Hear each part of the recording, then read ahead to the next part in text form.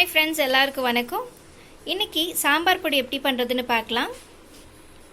மல்லி 50 கிராம்,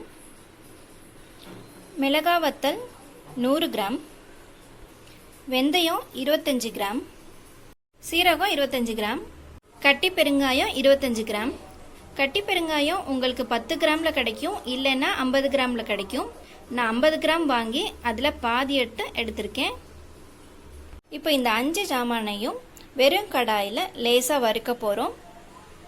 இப்போ வெறும் கடாயில் ஒவ்வொன்றா வறுத்துட்டே வரலாம். ஃபஸ்ட்டு மல்லி,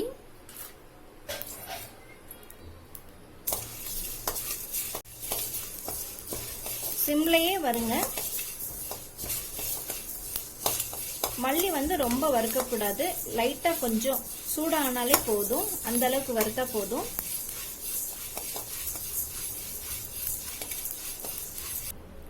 மல்லி வறுக்கும் போதே உங்களுக்கு கொஞ்சம் மொறுமொறுன்னு சத்தம் கேட்கும். இப்போ லைட்டாக சூடாயிடுச்சு.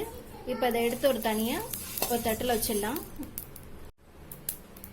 ஜீரகம் லைட்டாக ஸ்மெல் கொஞ்சம் கொரன்னு சத்தம் கேட்கும், அந்த மாதிரி வந்தாலே போதும், எடுத்துடலாம்.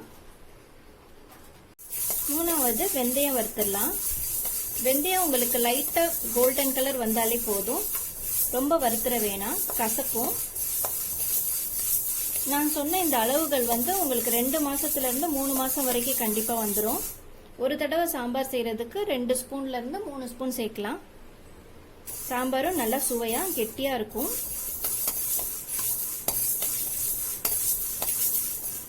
வெந்தயம் கலர் மாதிரி வெடிக்க ஆரம்பிச்சிருச்சு.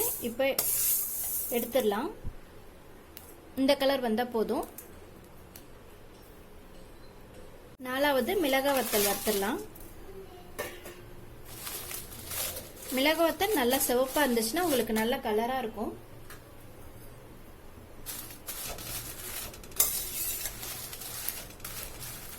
வத்தல் உங்களுக்கு லைட்டா கலர் மாறினா போதும், எடுத்துடலாம்.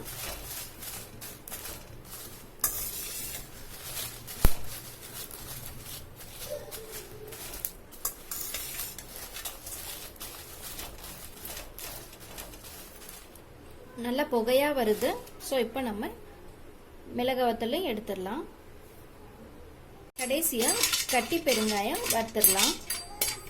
நம்ம வறுத்தது எல்லாமே மிக்சி ஜார்ல தான் அரைக்க போறோம்.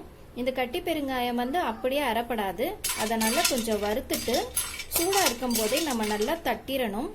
நல்லா தட்டி பொடி மாதிரி பண்ணிடணும். பொடி பண்ணிட்டு அப்புறம் எல்லாமே சேர்த்து அரைச்சிடலாம். நல்லா அரைப்பட்டுரும்.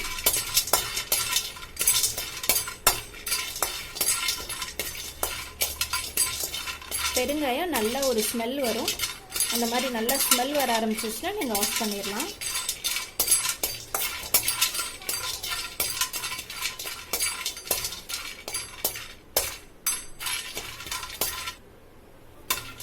பெருங்காயம் நல்லா வாசனை வருது. இப்போ ஸ்டவ் ஆஃப் பண்ணிடலாம். இப்போ பெருங்காயத்தை மட்டும் நல்லா பொடியாக தட்டி வச்சிடலாம். பெருங்காயம் மட்டும் சூடாக இருக்கும்போதே கொஞ்சம் கொஞ்சமாக எடுத்து நல்லா தட்டி பொடி பண்ணிருங்க.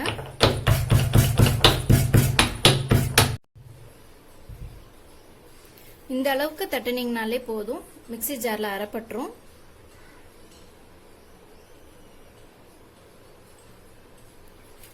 ஸோ எல்லாத்தையும் இதே மாதிரி தட்டி ஆற வச்சிடலாம்.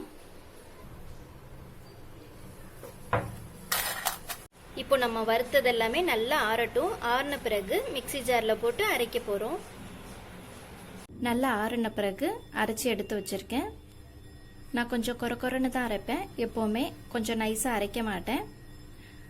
இந்த சாம்பார் பொடி நீங்கள் ஒரு தடவை செய்கிறதுக்கு 2 ஸ்பூன் இல்லைன்னா 3 ஸ்பூன் போட்டால் போதும், நல்லா திக்காக வரும். காரம் மட்டும் நீங்கள் டேஸ்ட்டு பார்த்துக்கோங்க. சாம்பார் செய்யும் போதே உங்களுக்கு இன்னும் காரமாக தேவைப்பட்டுச்சுன்னா எக்ஸ்ட்ரா கொஞ்சம் மிளகாத்தூள் சேர்த்துக்கோங்க.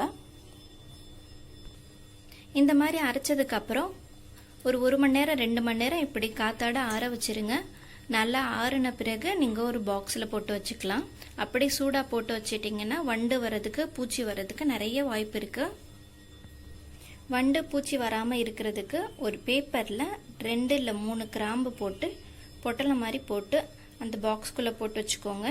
வண்டோ பூச்சியோ ரொம்ப நாளைக்கு வராது. இந்த மாதிரி அரைச்சி எடுத்துட்டு சாம்பார் செஞ்சு பாருங்கள். உங்களுக்கு கண்டிப்பாக பிடிக்கும்னு நம்புகிறேன். பிடிச்சிருந்தா லைக் பண்ணுங்கள், ஷேர் பண்ணுங்கள், மறக்காமல் சப்ஸ்கிரைப் பண்ணுங்கள். ஏதாவது டவுட் இருந்தால் எனக்கு கமெண்ட்டில் சொல்லுங்கள். தேங்க்யூ ஃபார் வாட்சிங்.